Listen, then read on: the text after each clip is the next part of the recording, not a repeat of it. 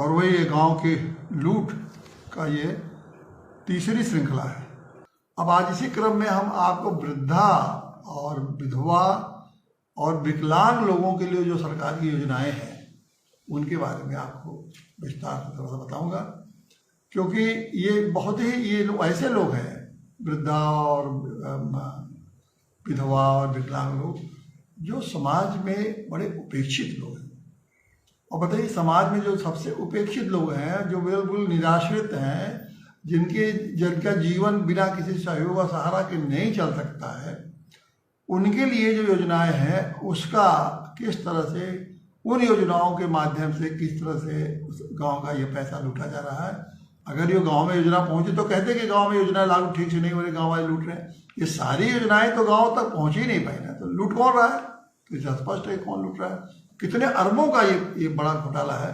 लेकिन चूंकि गाँव का मामला है इसलिए उनको चिंता भी नहीं है कि क्या कर लेंगे। गाँव वाले टुकड़े पले हुए हैं, बटे हुए हैं, सामाजिक रूप से एकदम टूटे हुए हैं, उनकी कोई आवाज़ नहीं है, उनकी कोई ज्ञान नहीं है, उनके पास कोई क्षमता नहीं है, वो केवल भाग्य और के भरोसे जी रहे हैं। तो उनमें बड़ा आसानी से होता है कि इनको लूटो और इनको कुछ पता आता रहेगा नहीं, बड़े आसानी से लूट चल जाएगी। देखिए, वृद्धाओं के लिए जो मुख्य रूप से योजना है, तो एक राष्ट्रीय वृद्धा पेंशन योजना बहुत पहले से चली आ रही है। ये योजना उत्तर प्रदेश में 1000 हो गई है, किन राज्यों में 1500 है। लेकिन अब चुनाव का समय है, उसके लिए 3000 नहीं 30 लाख हजार घोषित कर सकते हैं। कितना दे पाएंगे, कितने वृद्धों को शामिल करेंगे, ये इसमें भी बहुत बड़ा खेल है। योजना घोषित कर देते हैं लेकिन पैसे रहते नहीं है, तो क्या करते हैं कि जो वृद्ध लोग उस योजना का लाभ पाने वाले हैं उनको शामिल ही नहीं करते, संख्या को वहीं और कम कर देते हैं। तो इसमें एक अलग सरकारी घोटाला है।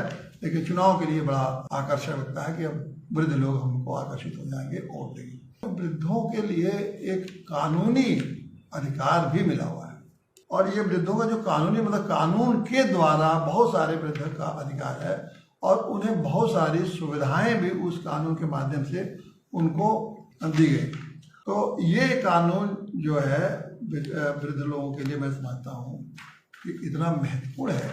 लेकिन इस कानून के जो लाभ है वो लाभ कैसे मिलेंगे? कानून के अंतर्गत जिन सुविधाओं को देने के लिए उसमें लिखा गया है, वो सुविधाएं तो सरकार के द्वारा प्रदान की गई। जैसे हॉस्पिटल में मान लीजिए तो उनके अलग से बैठने के लिए जगह है, तो बैठने का स्थान जब बनेगा तभी तो वो बैठेंगे। तो वो बैठने की व्यवस्था के लिए जो पैसा वो तो जरूर खर्च होता होगा। लेकिन अब ये सुविधाएं तो मैं नहीं समझता कि आपके गाँव में किसी भी व्यक्ति को ये पता है कि वृद्ध लोगों के लिए अलग से कानून, बस इतने ही जानते हैं कि वृद्ध लोगों को पेंशन है। अब चूंकि ये पेंशन वाला मामला सबको मालूम हो चुका है, तो इसलिए सर इतना घोटाला उसमें नहीं होता है। लेकिन बाकी जो वृद्धों के लिए सुविधाएं हैं वो समझिए कहीं भी वो सुविधाएं उनको मिलती नहीं है।